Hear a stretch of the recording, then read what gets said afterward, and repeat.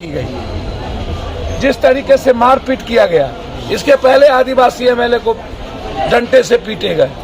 यही देश के प्रधानमंत्री जब पंजाब गए थे और किसानों ने घेरा था तो देश के प्रधानमंत्री ने कहा था मैं भी पीएम हूँ चन्नी साहब, मेरा भी सुरक्षा कर लो।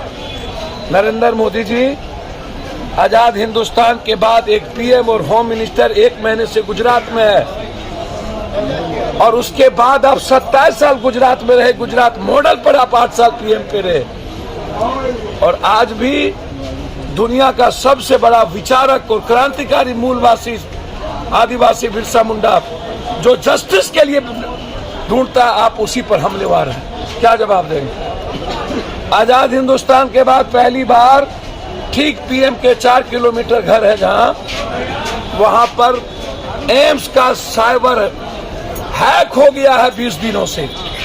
56 इंच का प्राइम मिनिस्टर, डेमोक्रेसी है। एम्स का पूरा सिस्टम साइबर ने हैक कर लिया, जिसमें पीएम से लेके सारे डॉक्यूमेंट है।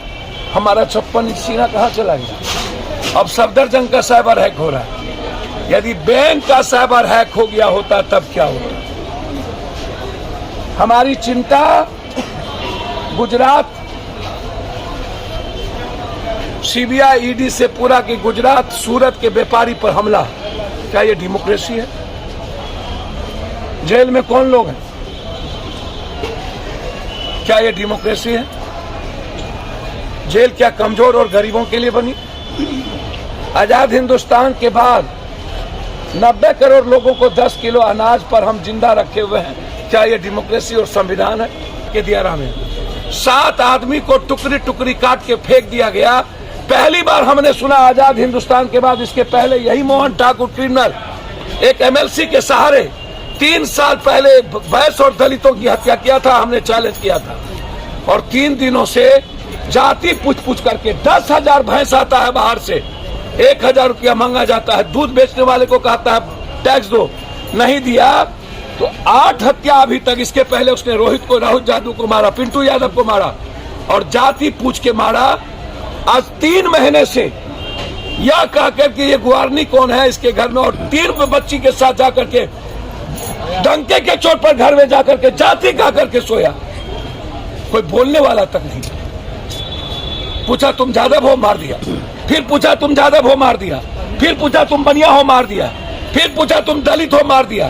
फिर पूछा तुम जादव हो, मार दिया और एक लाश नहीं मिली। पहली बार सुना जो जादव गरीबों की रक्षा कभी करता था।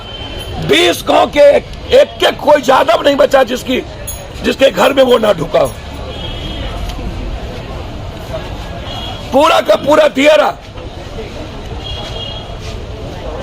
आज कल जाने के बाद बीएमपी पहुंचती है, आज सुबह। और अग्रवाल एमएलसी इसके बदौलत 200 करोड़ की मिट्टी सरकारी जमीन में काट के लेके चला जाता है। लगातार आतंक, फिर गोली क्यों नहीं निकलती? मेरा बहुत क्लियर है, ऐसे अपराधियों को मरना चाहिए। जरूरत यदि सरकार ने यदि दियारा की आजादी के लिए लड़ाई नहीं लड़ा और न्याय नहीं दिया तो हम मनिहारी से दियारा की आजादी मुंगेर तक पैदल जाएंगे। जिसकी जमीन होगी अधिकार उसी का होगा, जाति कोई हो। जिसका फसल हो काटेगा वही। हमने तो भैया कल मैं पागल हो चुका कि पहली बार जाति पूछ करके मारना और घर ढुकना, ये दुनिया के हिस्ट्री में सामाजिक न्याय की गवर्नमेंट, महागठबंधन की गवर्नमेंट,